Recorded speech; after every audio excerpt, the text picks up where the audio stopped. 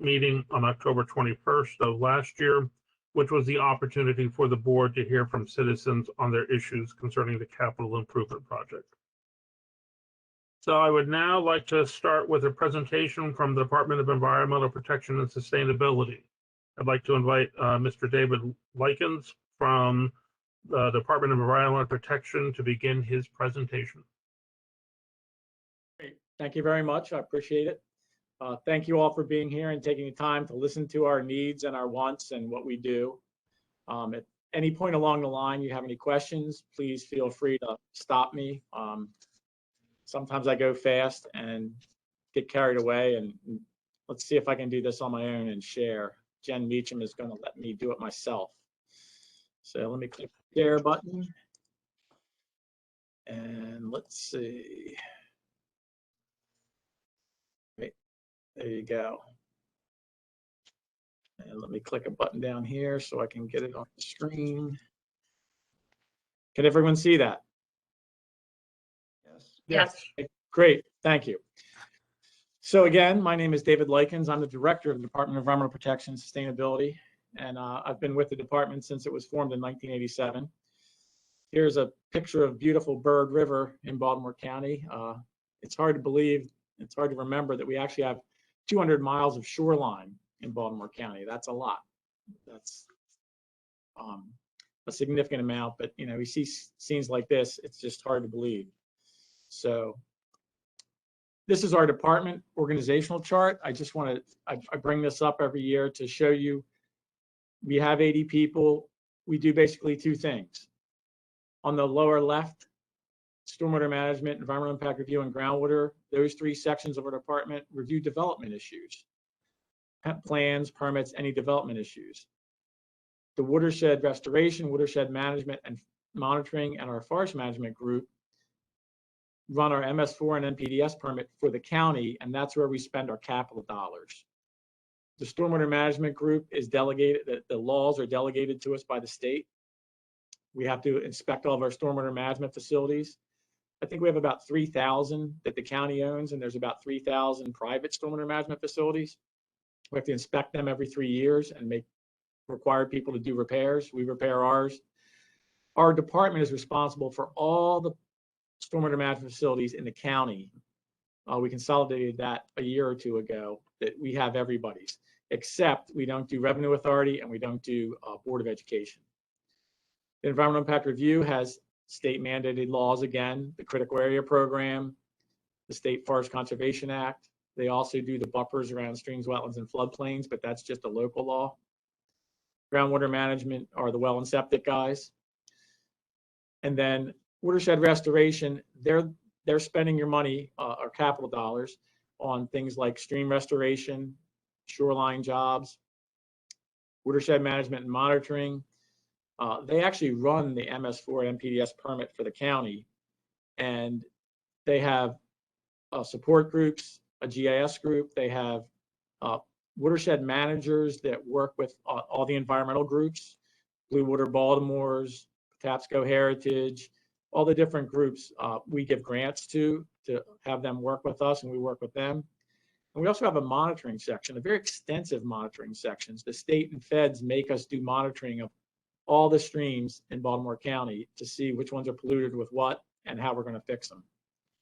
Then finally, we have a forest management group, which is pretty small, but in my capital budget, I did ask, working with the county executive on the operating side, I've asked for 6 more people to help run that section to do street trees, an urban forestry. We have a rural reforestation program, which plants trees, 1 acre, 5 acre, 20 acres at a clip.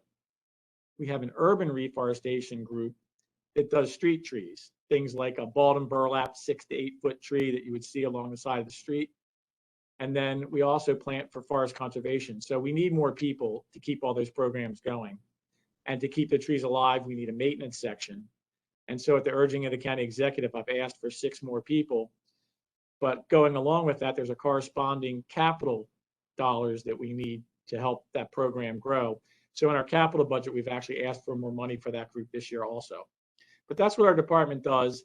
And the last 3 groups are the ones that really spend the capital dollars. and run our MS4 program is for the county, not just for our department. So these are the different drivers, I guess, of the programs, we call it. Ms4 and Mpds permits that the county has, and everybody says, well, what do those really mean?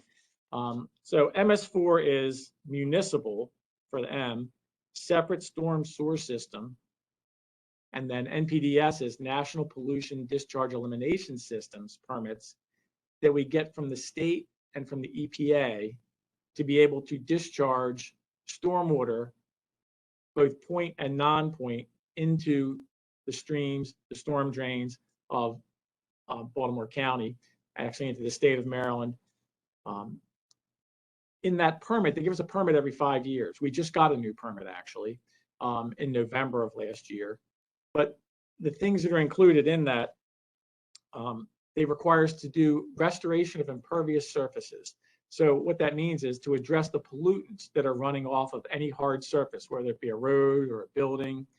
And in this permit, we have to address pollution from 3,167 acres of impervious surface. That's about 10% of the hard surfaces in Baltimore County.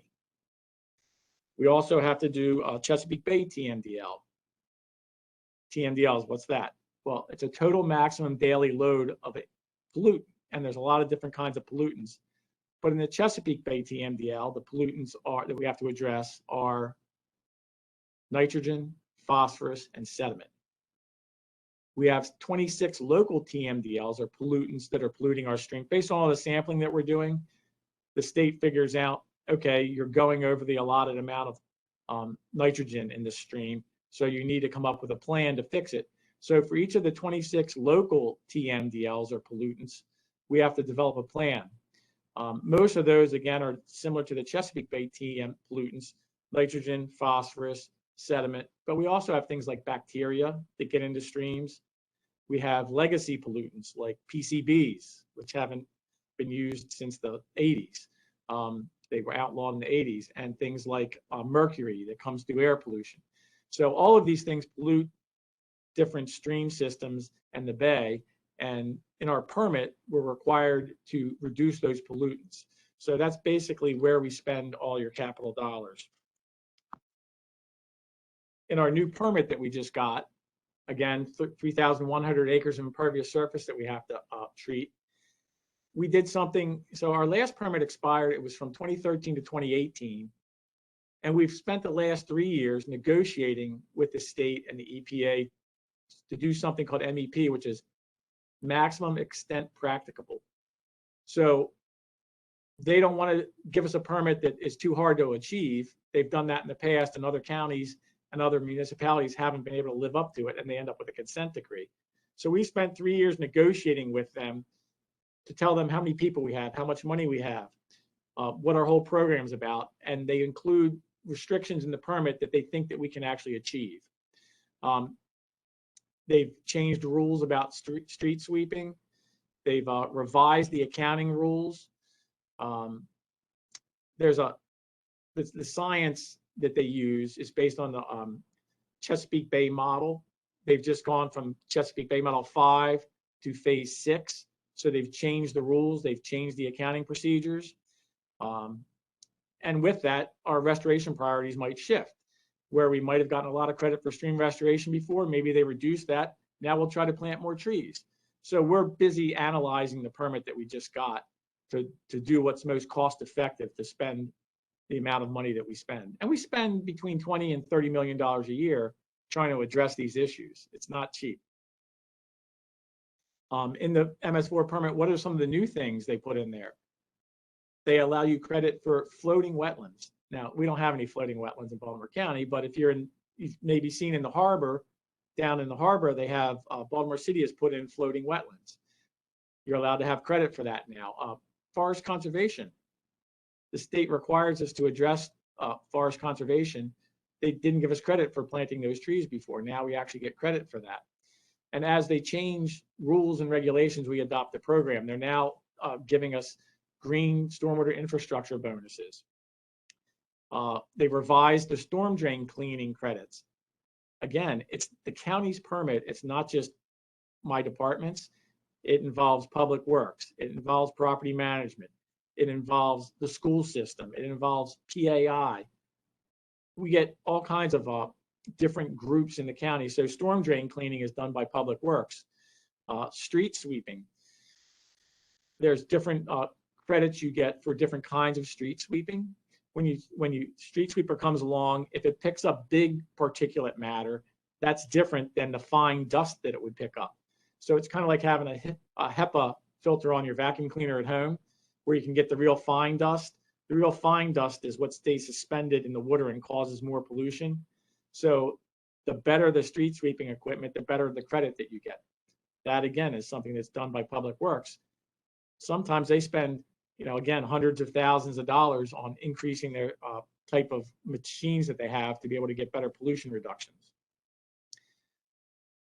Here's a big one, salt management. So the permit actually says the county shall reduce the use of winter weather de-icing and anti-icing materials without compromising public safety by developing a county salt management plan. So they've put this in many of the county's permits. There's salt is polluting our reservoirs. As you sample the reservoirs, you see sodium and chloride levels going way up, almost to dangerous levels for health. Fortunately, we're ahead of the curve. Our Department of Public Works has been buying new equipment over the last few years to track how much salt's put down, where it's put down, and to put gauges on the trucks. Down the road, they're actually going to have a salt academy to help train. It's not just the county staff, but we also hire a lot of contractors. I don't know if you knew that, but we pay a lot of money for contractors to put salt down for us. And also to educate the residents of Baltimore County. But they're requiring us to do this now as part of to reduce pollutants.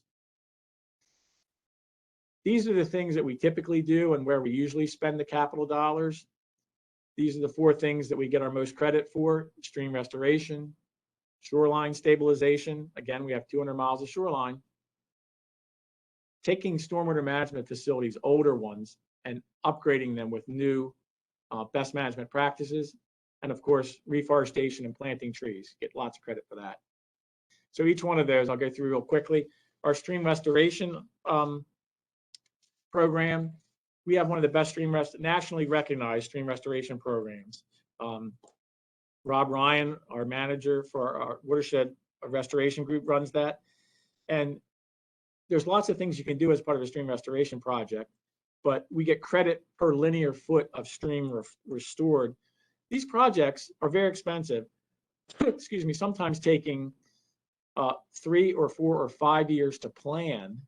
We have to go out and find a project. We have to design the project or have a consultant design the project. We have to get plans, we have to get permits, then we have to go build it. And that could take 3 or 4 years, and you can't always collect all the money in 1 year for that. Some of these projects might be $5 million. So as you'll see later, we put a little bit of money from our capital budget every year towards a project.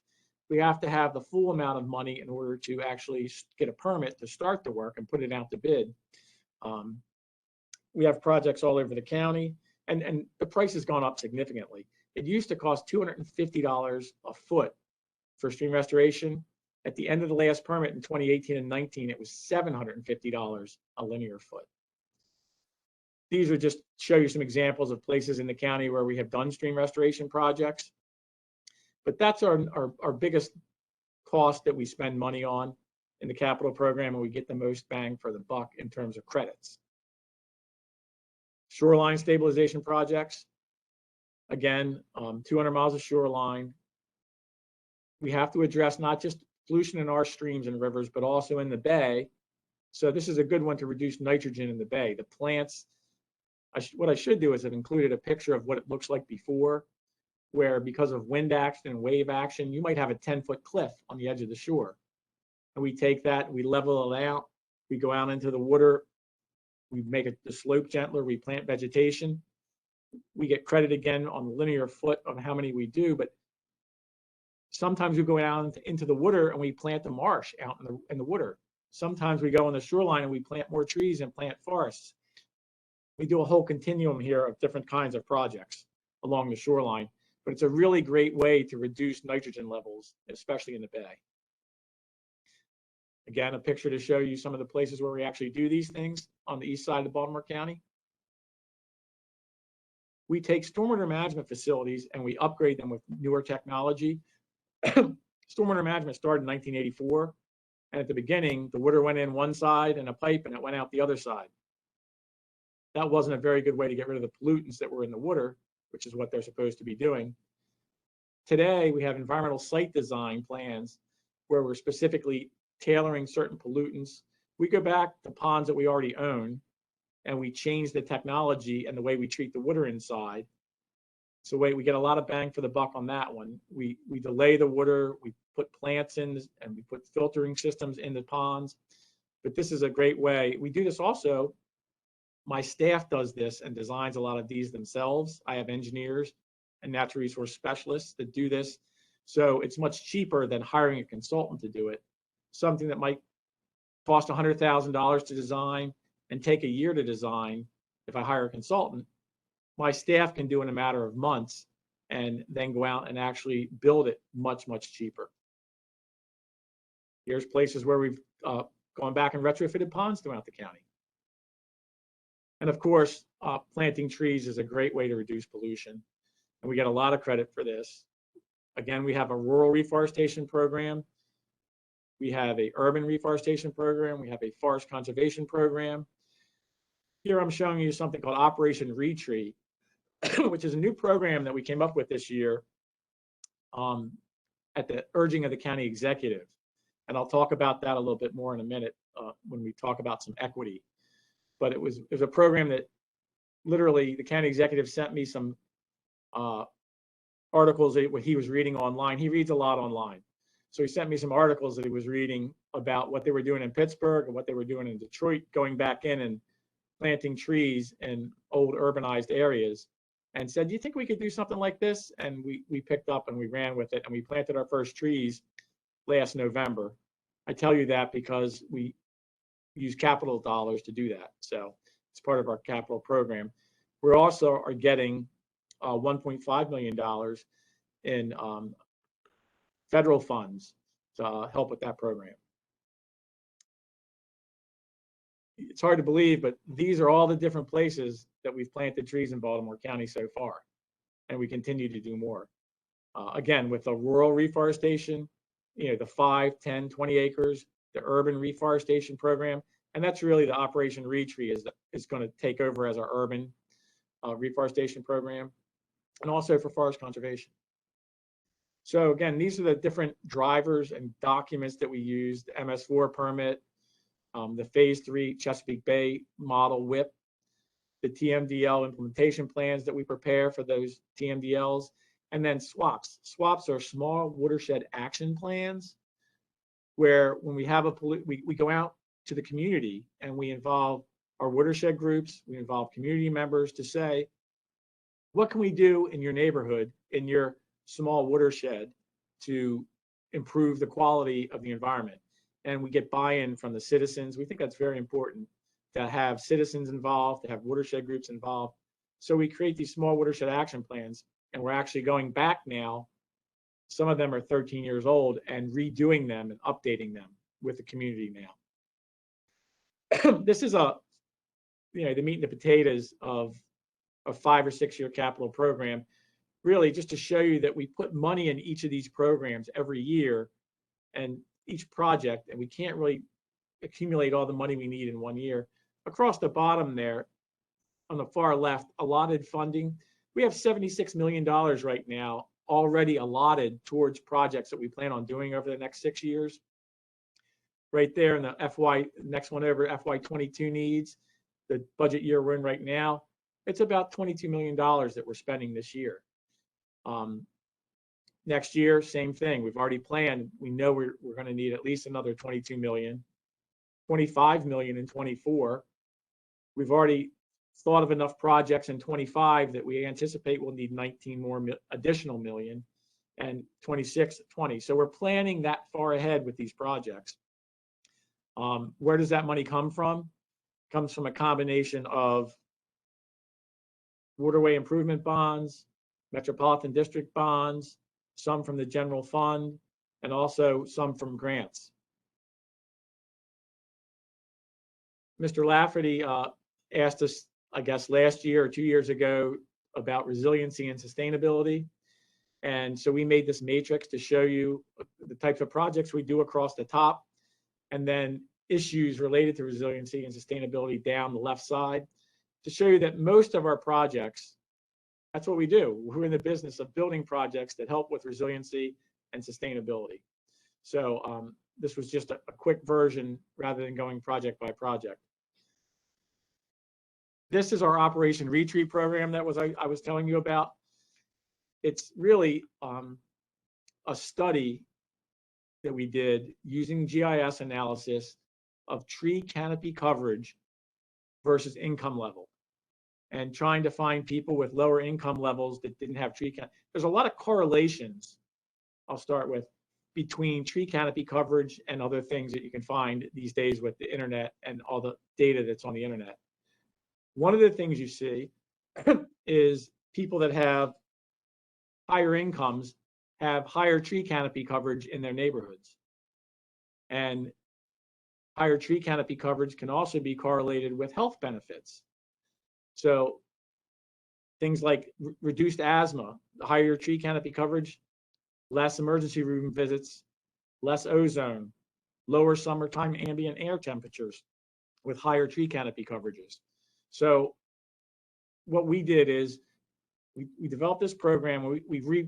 Ellen Kobler works for us. I don't know if you knew that, but who used to be the spokesperson for Mr. Kamenetz.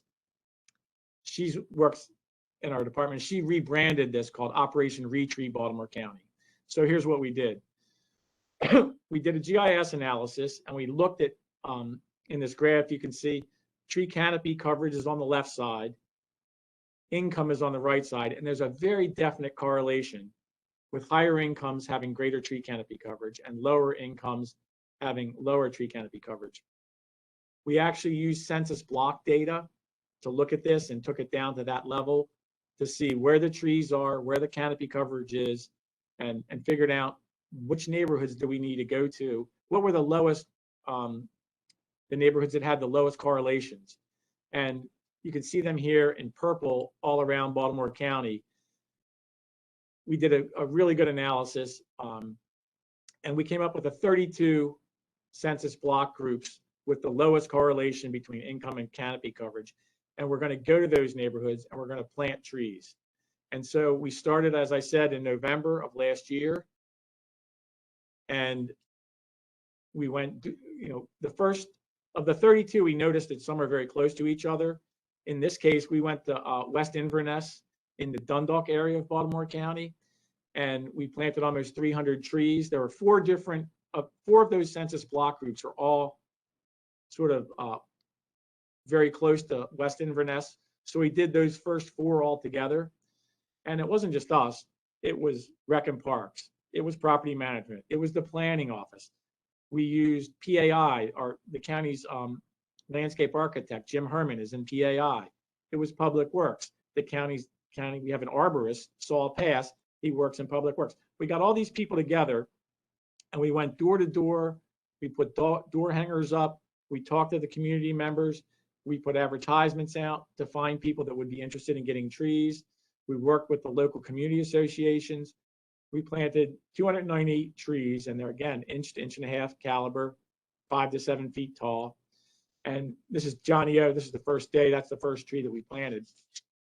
And we plan on continuing this program until we've done all of those 32 neighborhoods. And so we're planning on 4 more in the spring. As I said, we originally had $400,000 in capital money. We're getting $1.5 million of ARP, American Rescue Plan, federal money. And when we're done with that, we'll come back and ask for more capital money. But this is an equity program, just to show you, I know that, just to show you the things that we do aren't just, we're doing them. We're in this neighborhood because these are the people that can least afford to do anything about their plight and their canopy coverage. And so we're in there trying to help them. So this is a program that we started this year with our capital dollars, and we hope to continue it in the future. I think that's probably it for me. If you have any questions, I'm more than happy to answer them.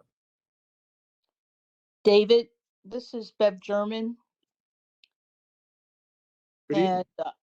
and I just want to say that this brings me back to the very beginning of my teaching career, which started at Inverness Elementary in 19. Wow. Okay. And so it's really, this is, I couldn't, I have to tell you, it almost makes me teary-eyed. But because of social media, I still keep in contact with some of my students from West Inverness who are all very, very successful adults. And to see you use this, in a very thoughtful, data-driven, equitable way, planting these trees, I just want to just give you a lot of positive feedback on it. Terrific, terrific effort. Thank you very much. And that's exactly, the county executive, we have a data-driven county, and that's what we did. And we did a great analysis and came up with it. And actually, he's in his front yard planting a tree, and the woman who owns the house, when Johnny went up to introduce himself, she said, "Oh, I know you. I remember you when you were a little kid." Yeah, yeah. So it's what it becomes is hyper local, right? So you can't just walk into some neighborhood and start planting trees. You have to get buy-in from the community. You get the community association, the watershed groups. It's a great program. It really is. We had a really good time, and it's very rewarding. Yeah, and I just like the equity part of it, where you're doing it in an equitable versus an equal way. I think that's how we have to think and behave. Well, thank you. I appreciate it. Can I ask of the retree work over in West Inverness? I mean, the picture you're showing is of a private residence. Were most of the trees in private residences or on public ground? In this particular case, yes, most of the trees were on private residences. We also planted at the rec center. We planted on some rec and parks property, some of them. Not every neighborhood is amenable to this. You have all kinds of obstacles. There's also a correlation between income level and lot size. If I'm up in Hunt Valley and you got a 5-acre lot, sure, you'll let me go plant an acre in the back. But if I'm on, an 1/8 of an acre or less, and there's water and sewer and gas and electric and every kind of obstacle, I'm lucky that I can plant it in the front yard. I probably have to go down to the street and put it in a tree well. But if we can get like the second group that we're doing in the spring, in some of the neighborhoods, again, it's income level. Not everybody lives in a townhouse or a row house, apartments, right? So some of them are areas where there's nothing but apartment units. So we're approaching the apartment owners and we're planting along the streets. We also, any rec and parks or public lands that we can get to, we're more than happy to do that. We're trying to plant them as street trees to get shade down along the sidewalks and the streets. However, I would be more than happy to go plant in somebody's backyard. There just isn't room usually.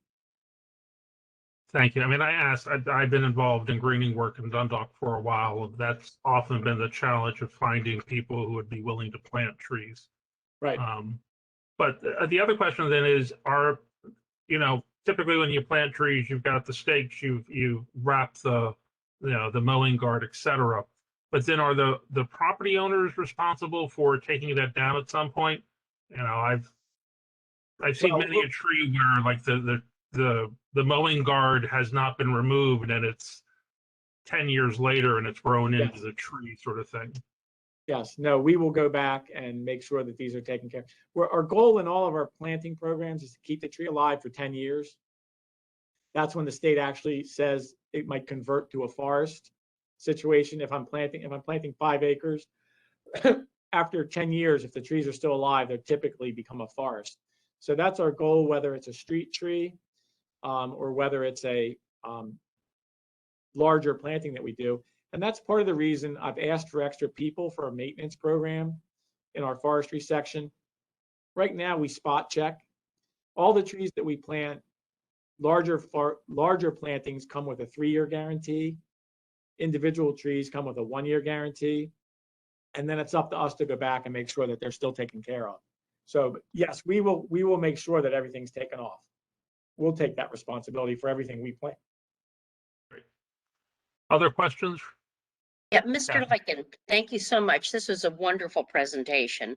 My name is Nancy Hafford and I'm in the Towson area. And Yes. it's great because we have a lot of businesses here, but I've noticed when you talk about salt, they're dumping it all over the sidewalks. So have you ever thought about having some kind of educational seminar for the business community to talk about how much salt they should be throwing down? Absolutely. I don't know if I can I go back? Let's see. Can I get to my salt slide? So one of the things that we're hoping to do and a requirement in our permit, we're going to have a salt academy to train the staff, but also there at the bottom, salt management outreach to residents and businesses to say what seems appropriate. What do you do? Where do you store it when you're done? A lot of businesses, they do their parking lots, and if they have extra salt, they put it over in the corner for the next snowstorm. Sometimes they'll cover it over, sometimes they don't. So yes, it's a package of citizens, businesses, and county employees, and teaching everybody, getting everybody on the same page. Absolutely. And then is there a sweeper for sidewalks that take up the salt that we could get? Like if we were going to write a grant, is there equipment that can take up that so it wouldn't be so much of an issue? It's a great question. I don't have a good answer for you. We could talk to our friends in Public Works. I'm sure there's something that could be done. Okay, thank you so much. Sure. I mean, as you know, when they put the brine down on the roads now to pre-treat, and then when they put salt down, you don't see the salt and the plow truck at the same time because the plow truck would just be pushing the salt away. So I'm sure there's some technique somewhere that they're aware of to go back and pick it up if it's not when you're done using it, if it's not all washed away. I'll find out for you. I'll check. Last Saturday, I had occasion to drive through a lot of rural areas in York County, Pennsylvania, where they do not use salt on these smaller roads where you're traveling 20 or 30 mile an hour, and people still get to and from where they have to go. It bothers me when I see even just a hit of a little bit of snow that all these little side roads are being salted. And I think it's a waste of salt and the environment. Ms. McGinnis, I totally agree with you. And there's a balance between public safety. That's always the issue, right? Public safety and, what do other states do? What does Ohio do? What does Pennsylvania do? What do they do in northern areas? They just drive on it, right? Yeah. Some places use sand. You get to the top of the hill and they'll have a sandbox. There's all kinds of different ways to go about it. And Or they drive like they have good sense. correct. Mr. Lycan, this is Katie Pinero. I was living in the city and now I'm back in the county. And is it the reason that it seems that there is so much excessive salt still on the roads? Is that because this last few storms have underperformed? So you put more down expecting more snow and it just didn't come? Katie, I'm sorry, I'm really not an expert on salt. Okay. This is something that's been included in our permit. These are all things we're going to work with Department of Public Works to come up with the whole program and education, and I just don't have a good answer for you. Okay, thank you. I don't know, have you had your Public Works presentation already? When you get to the DeAndrea and Public Works, maybe you could ask her. We already did, Dave. Yeah. Oh, sorry. That's okay. We can follow up with questions to her. It is That's good. Public Works and Transportation now. That's right.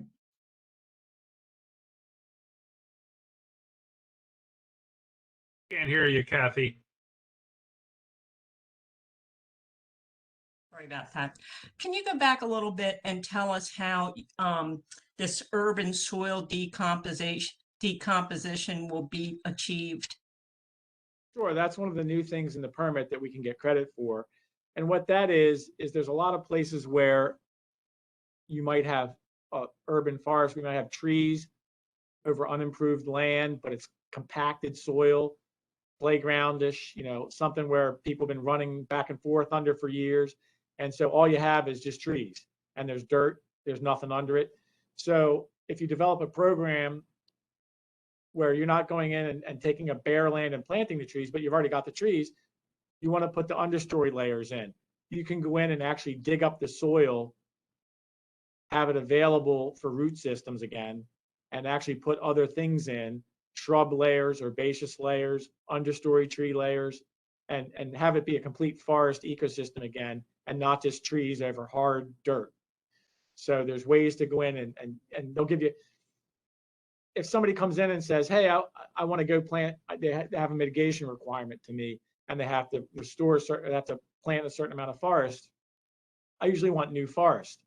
But in some situations, they come in and say, wait a minute, we've got forest here. It's just, it's terrible. It's compacted. It's, can I get credit for going in and fixing it up? And that's what that is. So then the plantings, are they required to be native plants?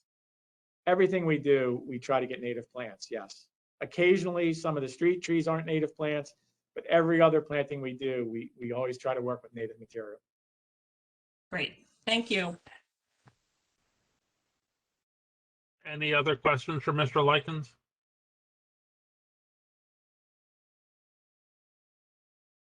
Not hearing any. We want to thank you for your presentation this afternoon and appreciate your time. Thank you for having me.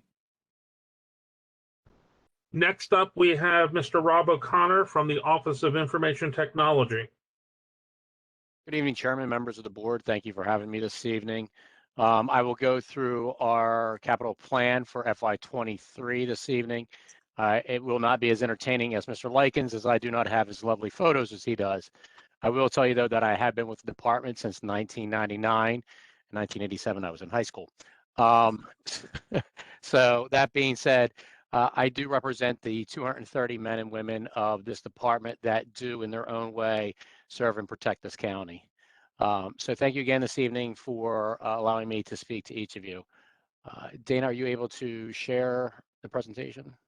Yes, I was just giving you a moment to. Yep, thank you. Dana Walker is the head of my portfolio department.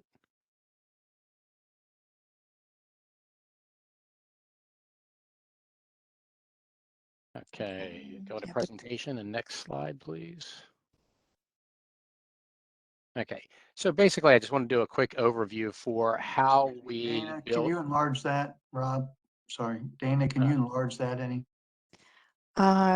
Sorry, it's full screen on my screen. All right, no problem. Thank you. Sorry, Rob, to interrupt you. No problem.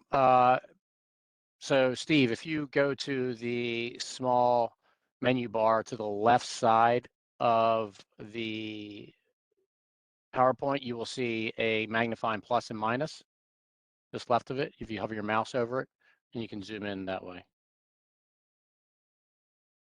Okay. Dana must be working on split screens is my guess. So, okay, so how we build out our portfolio in the Office of Information Technology is we have customer relationship managers that work with each of our main areas within government, our land management, our public safety, our health, etc. These CRMs work close with the agencies and they gather information on upcoming mandates, their strategic initiatives that may be fed down from the executive or from their own agencies inside, and whatever their agency goals may be. We take these requirements and these requests and we build what's called an intake form with each of these agency project requests, and then we vet them with the agencies and the CRMs to prevent any overlaps from one agency to another. As you can imagine, with 23 different agencies, sometimes there are duplicate initiatives coming from more than one agency. This is where we work together to put in place enterprise solutions overall. Projects are then added to the IT project portfolio. They're balanced on whether it is a mandate, its strategic goal alignment, priority within the agency, and then overall level of effort, which includes resourcing and funding. These are then reviewed with the administrative and executive teams. And then once approved by the administration or the executive team to move forward, funding is obtained for each IT project and initiative. We do work with multiple funding sources, including the equipment finance package, Metro funding, the police asset forfeiture funds, and also what is called our tech fund, which is enhanced productivity through technology. Moving into our project portfolio, the previously funded projects that I'd like to review with each of you. Some of these I've actually put in order of what I would call importance. As you can imagine, cybersecurity has become the #1 thing on the forefront for almost every IT agency, whether public or private. As we have dealt with and seen and been impacted by ransomware that has affected our Baltimore County public school systems. We've seen it affect the city, the GBMC hospital, and then recently the Maryland Department of Health, which also affected us in operations. We have worked aggressively to institute new enterprise, I guess, best of breed cybersecurity initiatives and technologies throughout the county.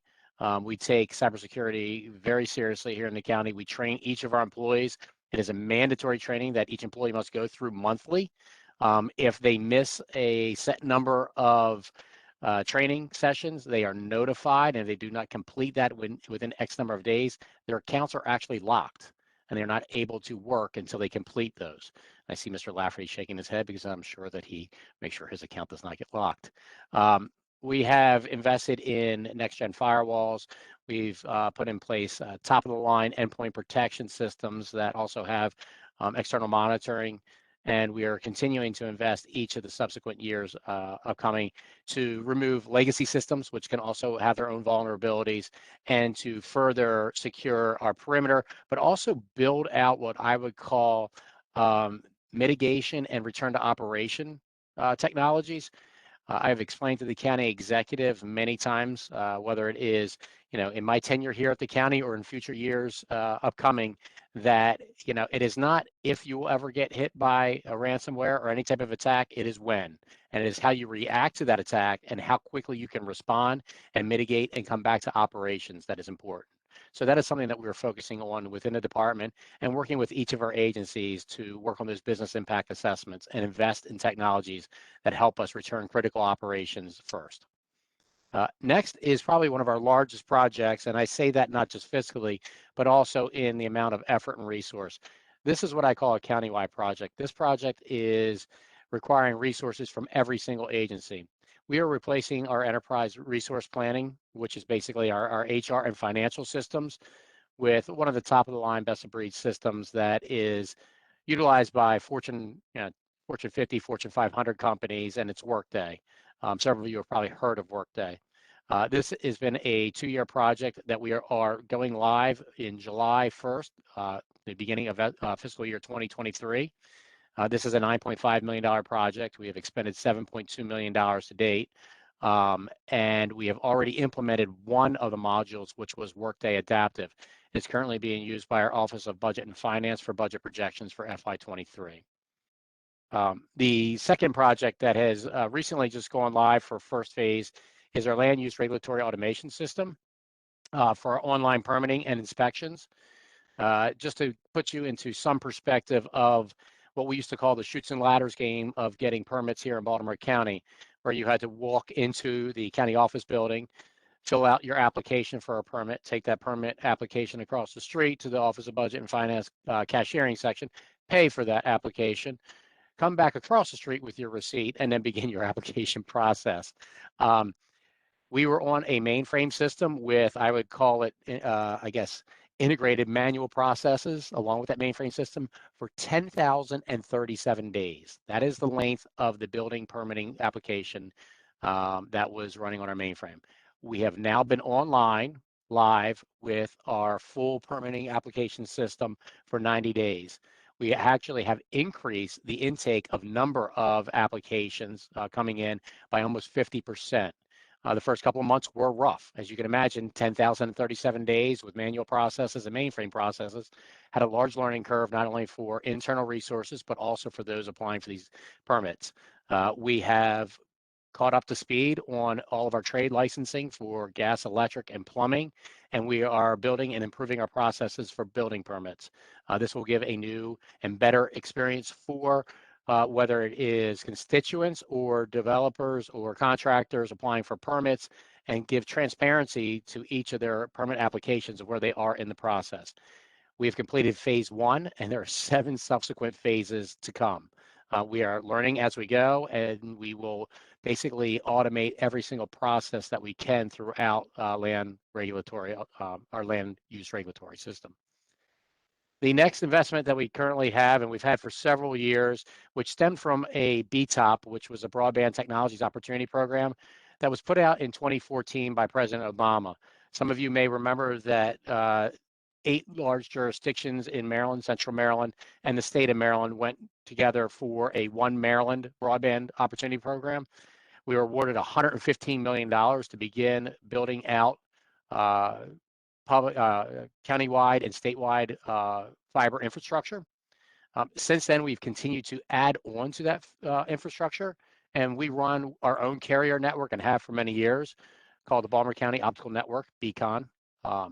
That network is now serving over 300 facilities and is the carrier network for Baltimore County Public Schools, our libraries, CCBC, obviously general government. We also are lease circuits for MD-REN, Johns Hopkins. Throughout the years, we have seen net savings of $2 million a year in operational costs running this. And by the end of fiscal year 2023, we're looking for annual revenues of about $4 million. So this is a great investment for us. We're able to deliver high-speed internet to all of our schools. And it has been I guess, what I would call one of the best return on investment capital projects that we've had, especially within IT. The Mr. next, yes. I don't. Please ask questions. I've got some like gray blocks. So Oh, you do. Dana, you got something over top, if you could. I had gotten a text message. I don't see anything. Let me. You have close multiple gray down. boxes. Yeah, close everything else out. Oh, okay, I see Yeah, that. tons. Okay. Okay. Actually, just leave it in this format and go down to the next page. I think that works better for everybody else. Does everybody agree? Okay. Any questions as I'm going so far? Okay. Like I said, IT is exciting. So the next project for our previously funded is to replace our EMR, which is our enterprise medical record system, our public health record system.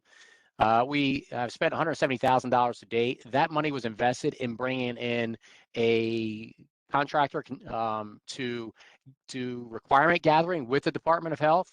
As we move into this very large initiative in FY23, replacing our health system, obviously within the wake of this pandemic, we wanted to make sure that if we were going to do a large multi-million-dollar investment into the system, that we went out for an RFP that had all full requirements fully vetted across all agencies that would have any input into the system.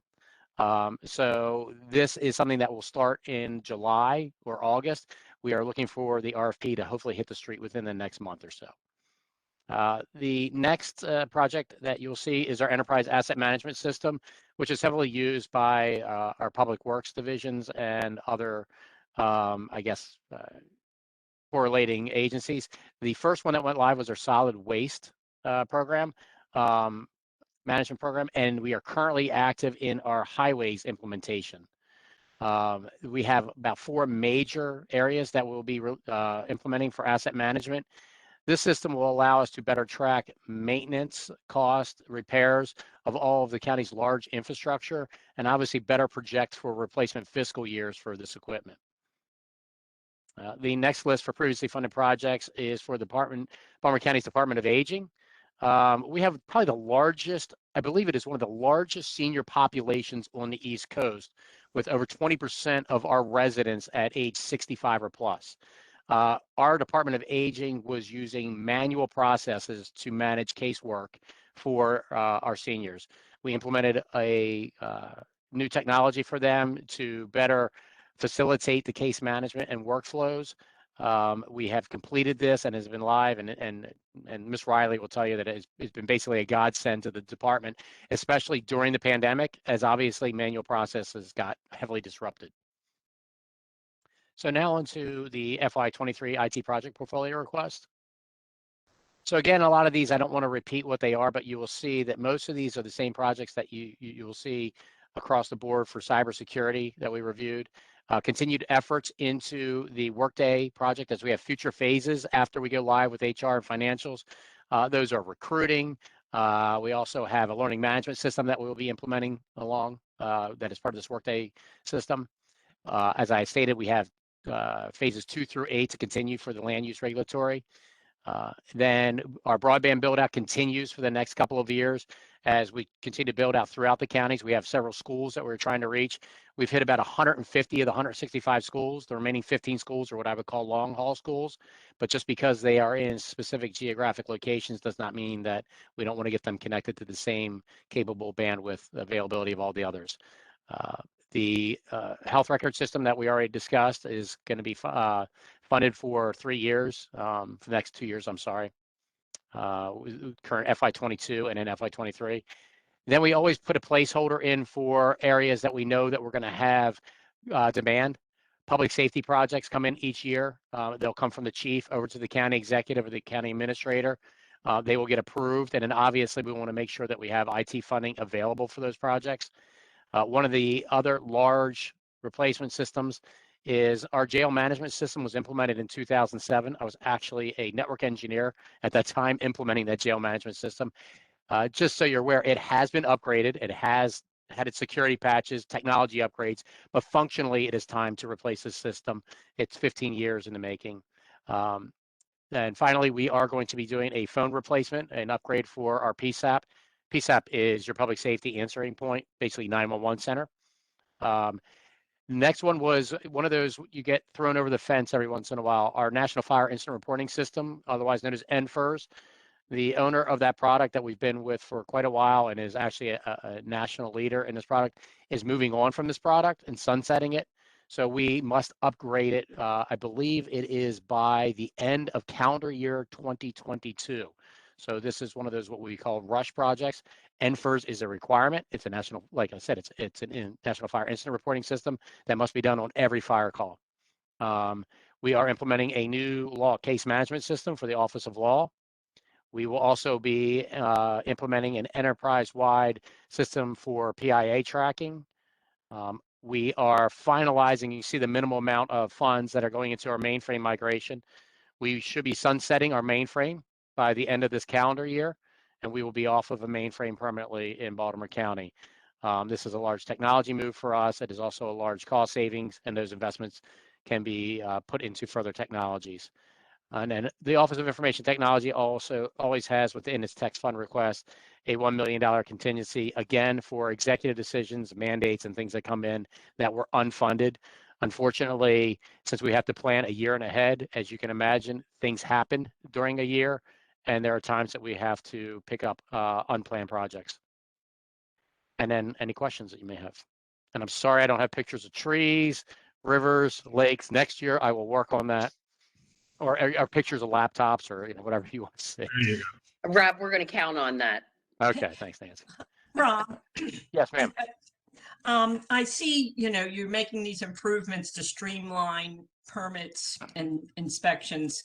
And I'm wondering if you have something in place to streamline access for citizens that are following these developments. Right now, if you want to know when a hearing is, you've got to go on the website, and see when the hearing is going to be for this special exception or that development. Like if I go on Google and I want to know about anything that comes up for a particular keyword, that comes into my inbox. Is there anything you have on the citizen side to keep them abreast of projects that they're interested in hearing about without having to physically go on the website and mine that out themselves? Yes, ma'am. This was actually a discussion that we had with our Department of Government Reform and Strategic Initiatives, and we were looking at citizen engagement tools. And we are going to go back and take a look at those again. Unfortunately, obviously, a lot of the resources got the, I guess, moved and over into fighting COVID. In fact, IT was very involved in that as well. So that is something that we had on our project, I guess, hold list. And it is something that Elizabeth Sachs, I don't know if you're familiar with her, who's the Director of Government Reform and Strategic Initiatives, has as a high priority in her area as well. And it's for overall civic engagement. So obviously it's for the ability to easily track and see when town halls or things like that are, but also to be able to comment and give civic input on, I guess, county initiatives as well. Because we used to be able to like sign up for like your district news and it would come to your mailbox like every month, but I don't see that anymore. I'll talk to my web team about that. We did have the listserv, and we still do have a listserv for people to sign up for email. So I'm not sure if it's kind of gotten, for some reason, hidden on the website, but that listserv was still in effect. But I will check on that for you. Thank you. Yes, ma'am.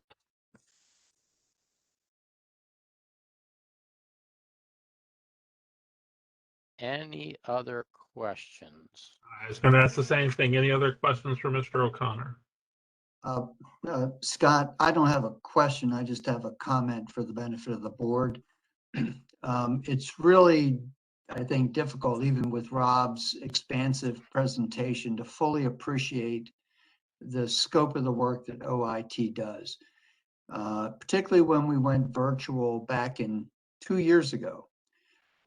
We ramped up, and those of you who were on the board last year may recall his commentary about how many people were working virtually in, March 15th of 2020, and how many were working virtually on March 16th of 2020, and how his agency ramped up the service, not only us as employees, but the county, because all of you who are sitting at home and able to access this meeting are reflective of what we've seen across the entire county, is that so many more people want to work virtually. They want to communicate with agencies virtually and participate like tonight virtually. And that's just one element of how really professional and dramatic his team has been able to transform the way the county government functions. And I don't think we can send Rob enough kudos for making this really work well. Thank you, Steve. And I guess I'm expecting a new project from you tomorrow morning. So. Oh, you saw through that. Darn. No, thank you very much. It was a collective effort by everyone within the county to keep county services moving forward throughout the pandemic. But Steve's right. It has changed the way the county government is now going to continue to work with its constituents. And the county executive and I met during our budget meetings, and we're taking a look at a fair investment in digitization of all services throughout county government. And, it's not a light switch that we can turn overnight. We're not a small county. As I tell people, we're an aircraft carrier, and we can't turn on a dime. We're a very large county. And obviously, to take a look at security, the one thing that I take, to heart is not only the security of county data, in other words, the data that we hold, but also of our constituents' data. We have 800,000 plus people that I need to make sure are protected. And I see what the fallout can be when, people's data gets breached. So I appreciate Steve's words. But it was something that I really do think, and I really do wish that the constituents could see the men and women that came in here masked up day in, day out. As people stayed safe at home to make sure that county services did not stop. And I appreciate you saying that, Steve. Rob, I can testify to that because I saw you. We kept our office open the whole time, and I saw you the whole time. So you did a great job. Appreciate it. Thank you. All right. If there's nothing left, I'll leave it to Mr. Lafferty to bring this home tonight. Thank you very much. Thank you, sir. Our final presentations are from the Department of Planning. I'd like to invite Ms. Megan Benjamin to begin the presentation.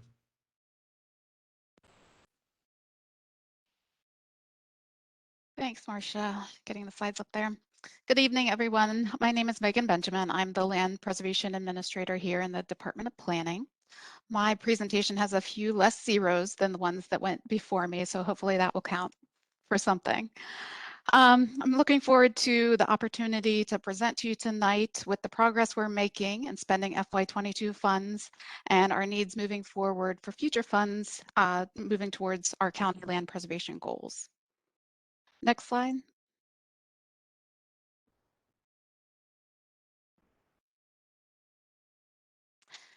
With the capital funds for land preservation, we are working towards our master plan goal of protecting at least 80,000 acres.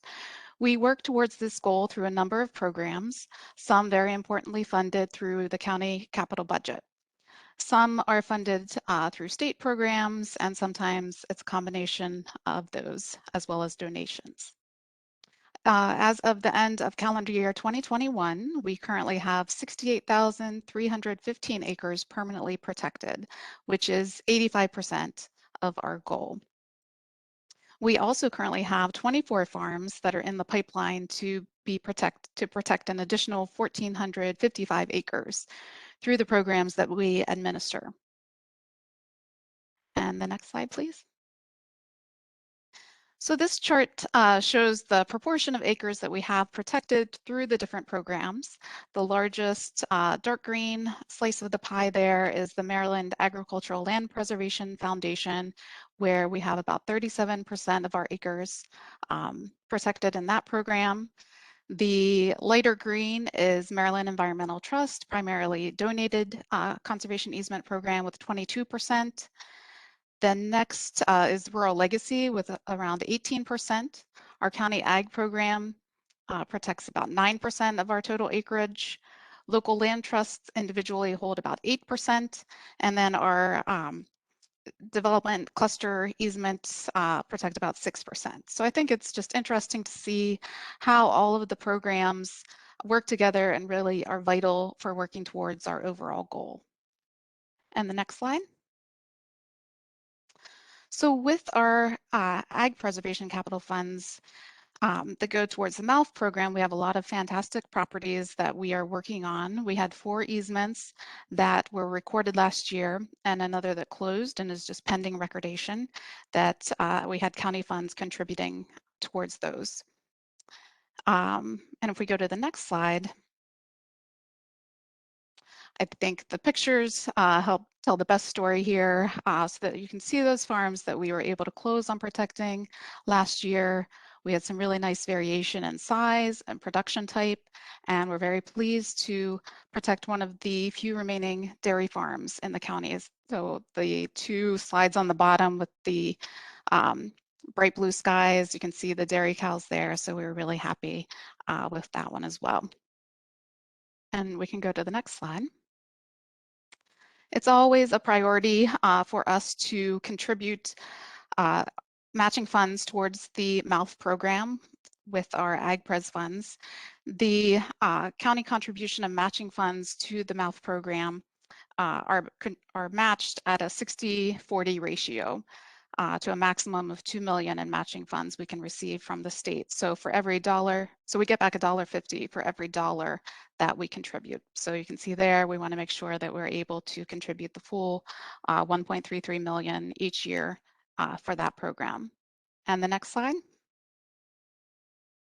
We were very pleased to be able to restart our county ag program with this administration after a hiatus of several years.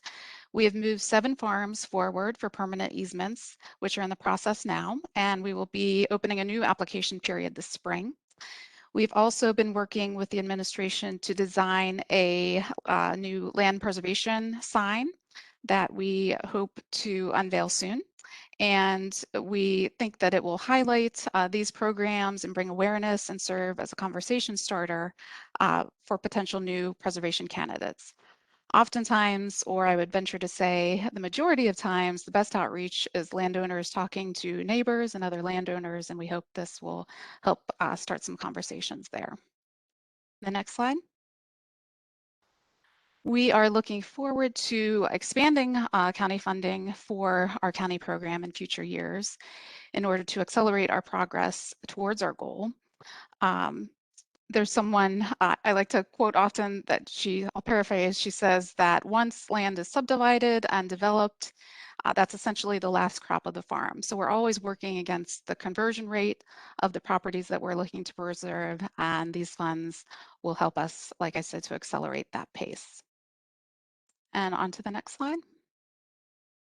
So other than our ag pres category, we also have our rural legacy budget category. These funds go towards protecting lands within any of our 5 designated rural legacy areas in the county. These can be entirely county funded and held easements, or they could go towards projects coordinating with the state rural legacy program. We work with the rural legacy area sponsors on all of these projects. At the end of last year, we had our first county rural legacy project close in a number of years on a 23-acre farm in the Piney Run rural legacy area. And we have 3 other projects that we are currently active moving forward in the Piney Run area, and we hope to have another soon coming along in the Long Green rural legacy area. Also, with these funds, we support the Baltimore County Land Trust Alliance, which is an umbrella group that was created by the county and the local land trusts that we have here that coordinates with the multiple land trusts and the administrative functions and serves an important role in doing outreach.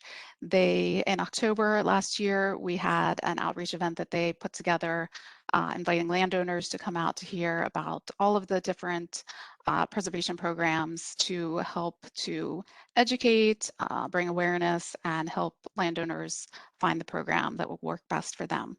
And again, move towards our shared goals for preservation. And the next slide. So thinking about sustainability, our land preservation program certainly supports sustainability and resiliency in a number of ways.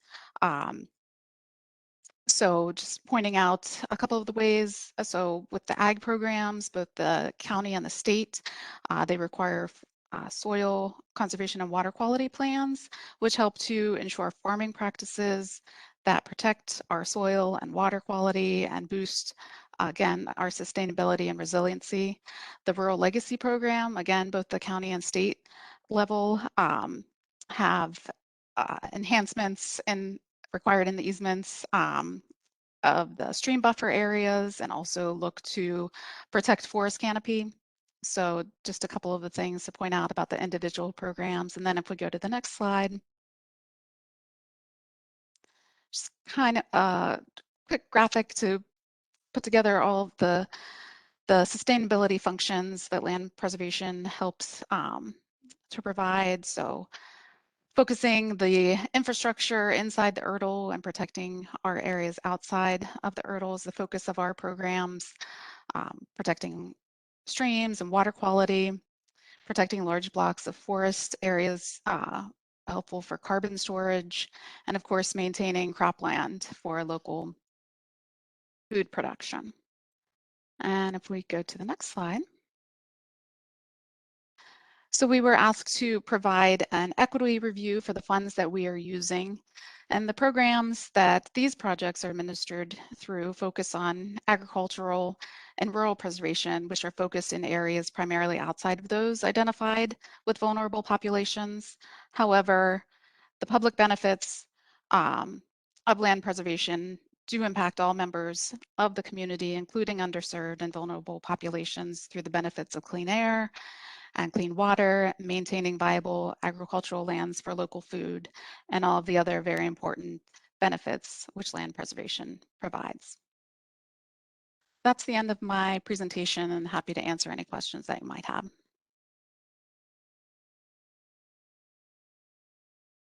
I have a question, Ms. Benjamin. Thank you for your presentation. If I recall last year, we were at, do you recall, we're like 82% of our goal or somewhere in there? And this year we're at 85%. Yes, so in the calendar year 2021, we recorded, I think we're still around the same percentage as we were last year. We have a lot more farms in the pipeline. So even though they haven't been recorded, we have the funds ready, they're lined up and ready to go. We're working towards them. So we've only made a small drop in the bucket in the last year, but we do have a lot that are in the pipeline. Sometimes these take a long time to complete. Yeah, I'm just curious, is it it seems a little like at this rate, we might get there in 20 years. Is it an opportunity issue or is it a budget issue that's kind of keeping us from making progress towards the ultimate goal? So again, sometimes just the processing can take a long time. We're trying to work to be more efficient in the process so that there are less delays. I think right now we have been able to, so for the county program, for instance, that we had opened 2 years ago, we've been able to, and those are some of the ones that are in the pipeline. We've moved them forward to the real estate division. We have the funds set out. They just haven't closed yet. So sometimes it's just a timing delay of processing. And we want to make sure we want to balance bringing in acres with quality acres as well. So I think we are funded well now to do what we need to do. We're making the most of the opportunities we have before us. And so I don't necessarily think that we need more funds than we're showing right now. And also I will mention on the state side, the funding right now is looking very good. So we want to use all of that funding as well. So I don't think that we necessarily need any additional funding. We wanted to have the outreach and the landowners interested and working with us to find the program that works for them and to get them protected. Ms. Benjamin. Thank you. Good luck. Thank you. Sorry, Ms. Benjamin, this is Todd Warren from the First District. Can you tell me the total acreage of land that 85 or 82% makes up of the total land mass of Baltimore County?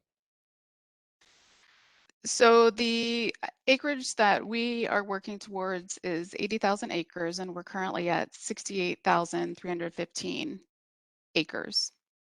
What is the total acreage of the county? I would have to Google that. I don't know that off the top of my head.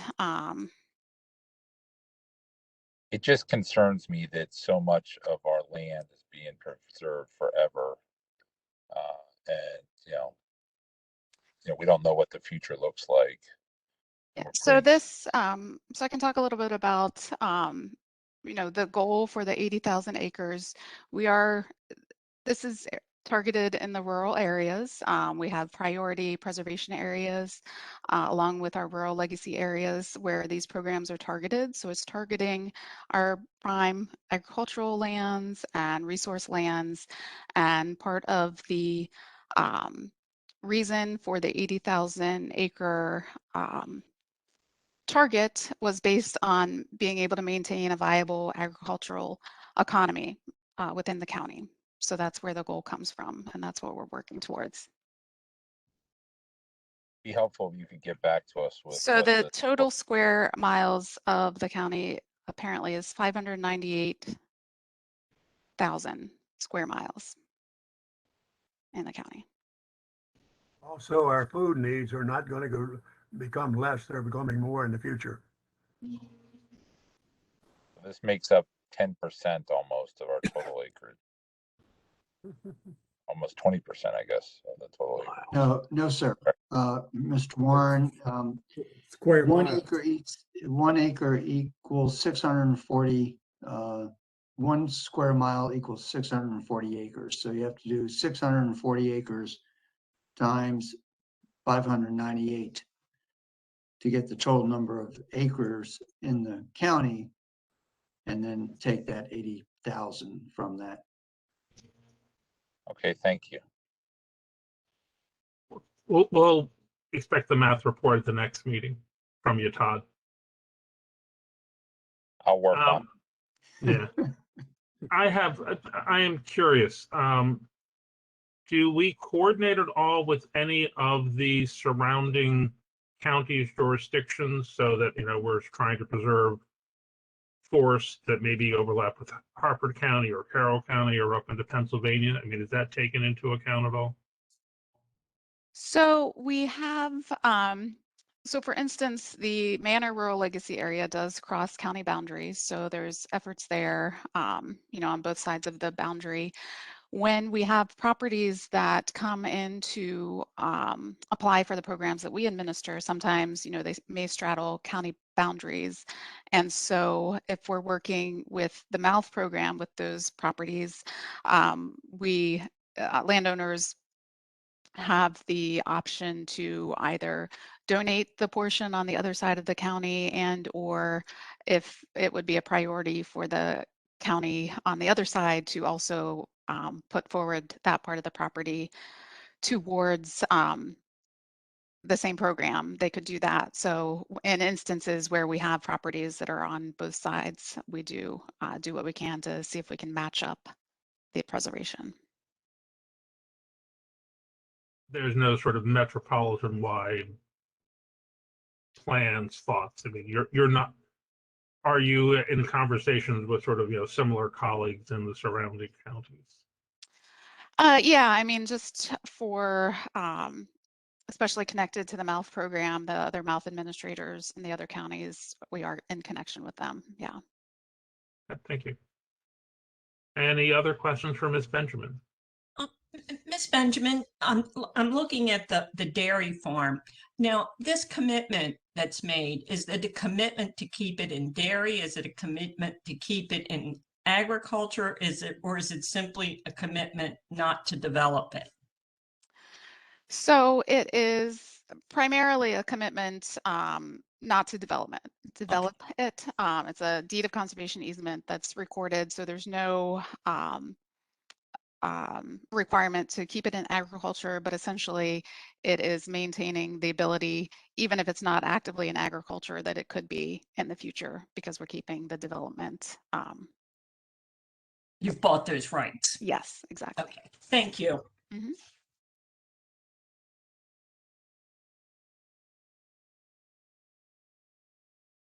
Other questions? Then Steve, do you have a presentation for us? We do, Scott. Thank you. Marcia, if you'll pull that up. Marwin, thank you again, Ms. Benjamin. So yeah, let me thank you, Scott, and thank you. Let me echo that to begin with. That there are actually two capital programs that are housed in the planning department, and you've just received a presentation from Megan. She and her team have really done a terrific job, and one of the there are a couple of the challenges, and I think Megan responded to a question about being in the pipeline. It's either opportunity or budget. Excuse me. I think it's a little bit of both. Until this administration, few dollars were actually budgeted for land preservation, and certainly not for the rural legacy component. Secondly is encouraging more and more owners to protect their land and put it in easement. We have land trust alliances, the Land Trust Alliance and land trust organizations that have worked very hard. We have been stymied in one of them, the coastal rural legacy area, and Megan and her team have been working very hard to re-examine that and make it a much more competitive program to bring in more state dollars so we can preserve more land around the coastal area and therefore better protect the waterways as well. It is the county executive, as Megan pointed out, has committed an increasing amount of dollars, which should not necessarily make the work easier because you still have to work with the property owners to demonstrate the value to them, but it gives at least more opportunities to do so. The other capital project is the Class 218, which is community improvements or countywide improvements. It is a wide-ranging set of funds, both bond funding and pay-go or general funds that are placed in the capital budget that over the years have been able to provide many varied community benefits. You will see that there are only 3 categories in which there are new requests for FY23 because we do have when we fund a capital budget, it is for a 2-year cycle starting in FY22. And the funding that we have is really dependent upon current community plans, input we receive from communities and from the community input meeting that the planning board had last October, and from the different agencies. The classification does not include, also does include specific dedicated funds for various communities and various initiatives that the county executive has put into the budget. So Marcia, next slide. So the agency mission really is to follow the policies and recommendations of the master plan, as well as the other plans that really help guide where the county is going. And you can see that, we use a varied set of policies and directives to help us guide our community improvement program. Master Plan 2020 being the key.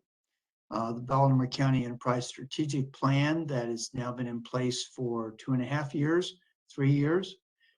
We still reflect funding based upon the voluntary compliance agreement that was reached with Housing and Urban Development as a result of a lawsuit that the county settled back in 2016. We also have sustainable community plans that have been adopted. We have 9 of those. And then also the designations of our various commercial revitalization districts. Next slide, please. Next, keep going, Marcia. Next one, thank you. The first one I want to talk about is the Dundalk Heritage Trail and Park. As you can see, this really grew out of initiatives based upon an urban design assistance team initiative in the early 2000s in Dundalk, where the community came together, and one of the things that was really emphasized was the need to celebrate the history of the community, and also then to provide an opportunity for people to recognize the contributions that have been made to the steel industry, shipbuilding, and transportation, as well as development of military transportation. A part of the project has already been undertaken. However, we've gotten to a point where there's an acquisition challenge that we've been working through in order to buy a piece of property that allows us to continue the extension of the roadway, and also then to build park land along that new extension. Money is in the account. There's no new money this year being requested. There is money not only for the acquisition, but also for the first design stages of this project. But it's important to highlight this because it is one of those potentially transformative projects once we're able to overcome the acquisition challenge. Next slide, please. As I mentioned before, the county entered into a voluntary compliance agreement in 2016 with the Housing and Urban Development. There are multiple facets to this, but 2 of those that come into the capital budget are, 1, providing funding at a $3 million a year level for a decade to help us increase the number of units that are available, referred to in the agreement as hard units. And we're obligated to provide 1,000 hard units over this decade period of time. We are now into year 6, and the capital budget does include $3 million this year. Additionally, however, the county executive has committed funding out of our federal ARPA money, the American Recovery and Planning Act money that we've received, committed $16 million in order to stimulate and encourage the development of more affordable units. Next slide, please. The voluntary compliance agreement, we refer to as the VCA, also requires the county to provide $300,000 annually for modifications and greater access to residents. This could include ramps or internal changes like you see in the picture on the right, where a wheelchair can then come up underneath of a counter. It may mean including wider doorways and other internal changes, as well as, of course, external access, like I said, whether it's ramps or just eliminating limitations of steps that may be in place. And this is guided not only by our commitment in the master plan, but by the Voluntary Compliance Agreement, or VCA. Next slide, please. The Towson Road project, and any of you have come into Towson recently, and Nancy overlooks this every day as she gets up and looks out her window. Towson Row has come out of the ground. This was an incentive to provide an enormous amount of economic investment and to really stimulate real retention in the heart of the county seat. What we've seen to date is not only housing with the Altus project. Whole Foods opened on January 14th. We will have 2 new hotels, as well as 1 hotel is now under construction. 2 other restaurants have already been announced to come into the property as well. So this will be really another dramatic change, not only in the skyline of Towson, but really in the function and really the investment. It's sort of hard to underestimate or overestimate really the magnificent improvements this will bring to this part of town. This is the last year of our investment in FY23 as we provided allocations over a period of years. Next slide, please.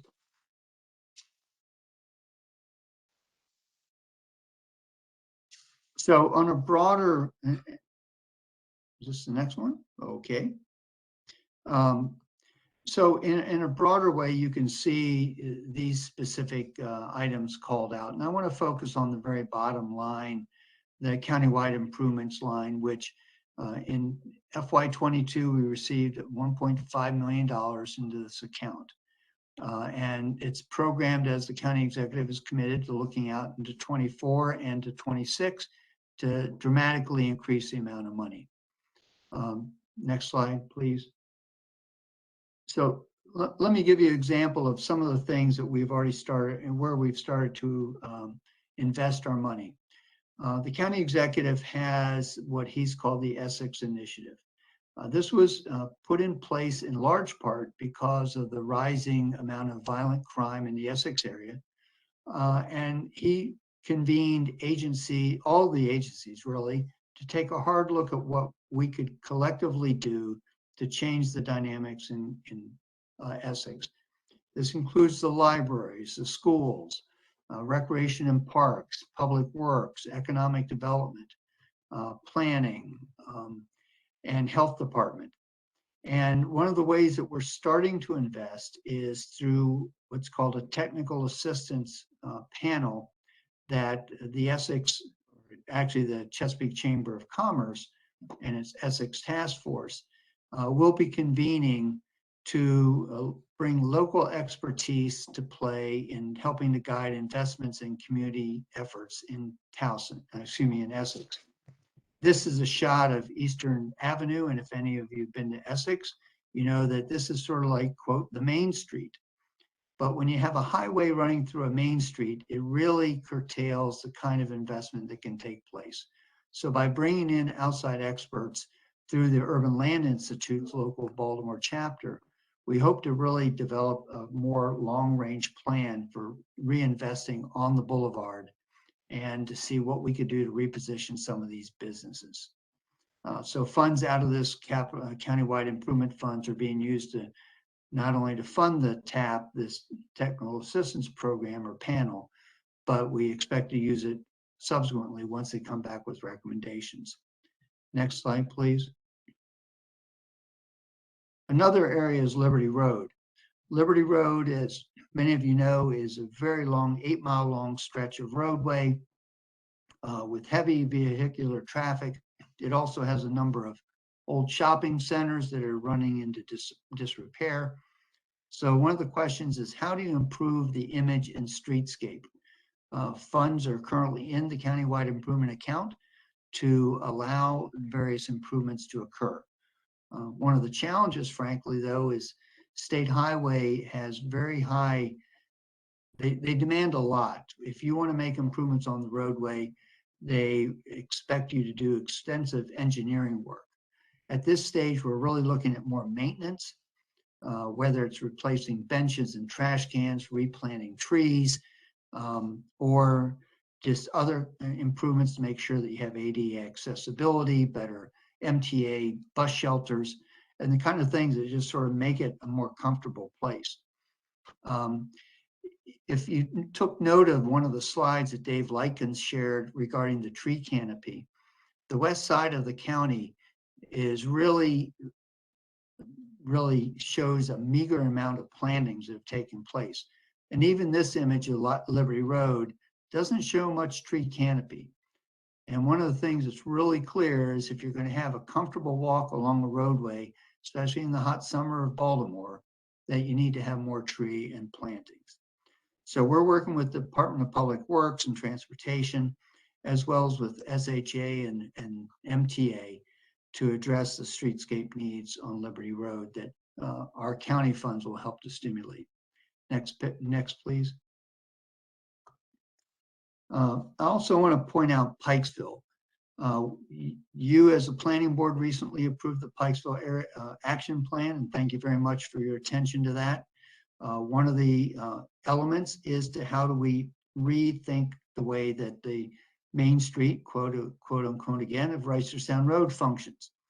And so funds are in this account to help, again, look at maintenance. There's a lot of broken benches, a lot of light poles that are no longer functional, other needs that need to just be addressed as a first phase. We expect this actually to be a longer term investment because we can only take on so many of these different initiatives in one stretch with a limited amount of money. We have $235,000, but this money will not go extraordinarily far to address all of the needs, but it's a great start at least. And the Pikesville area plan that you adopted really set the stage for that. Next slide, please. So before I get into that, I'll mention this in a moment, but we also expect to provide support in East Towson as they look to revitalize the Pride of Towson Lodge, which is a main gathering place in the neighborhood.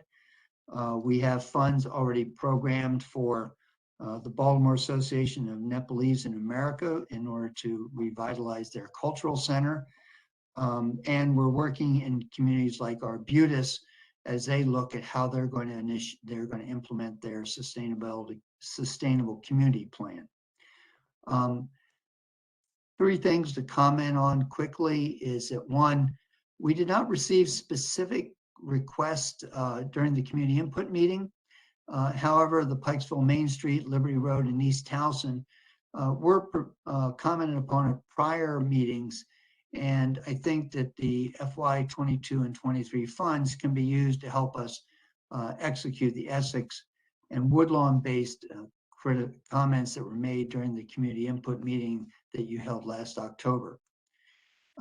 We are continually focusing on sustainability as a key element in our funding and looking at pedestrian movement, bicycle and transit, complete streets really, supporting energy efficient renovations such as those in Towson, and also attention to climate and flooding issues that we know communities are facing. And lastly, the issue of equity plays into almost all of the decisions that we're rendering. You can see by the allocation of funds, when we look at East Towson and Liberty Road as two examples, that those communities that have been underserved in the past are going to receive a lot of our attention going forward. We have encouraged our community planners to work closely with their leaders to see what opportunities there are for additional funding so that we can continue to stimulate and maintain vibrant communities in the county. So with that, Mr. Chairman, if you have any questions, happy to answer them. So open it up, questions for Steve. In the meantime, I'd like to thank Christopher Weaver. He gave us the numbers, Todd. Hopefully you saw it in the chat. The 80,000 acres represents 20% of the county's total land area.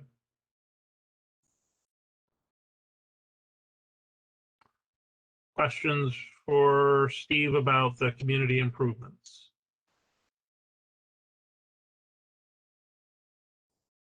Oh, I'll ask the one because I've been dealing with this for a long time now. You know, the Heritage Trail, the last property is over on the city side. So is there any movement at all on that, or is that just still under? I mean, that's never could never get the stars to align on that. I see that Ed Blades is on this meeting. He probably has more of the history of it than I do, but we do have an agreement with the city that would provide an option to pursue the acquisition of the property. Quite candidly, the owner has been pretty recalcitrant, and I know the county executive is deeply committed to trying to make this work, and has been in touch with those who can hopefully sway the owner without our need to take more dramatic actions. And Ed, I don't know if you have any more history to it that you could share. Sir, Steve, you covered it right on target. I have nothing else to add. Thanks.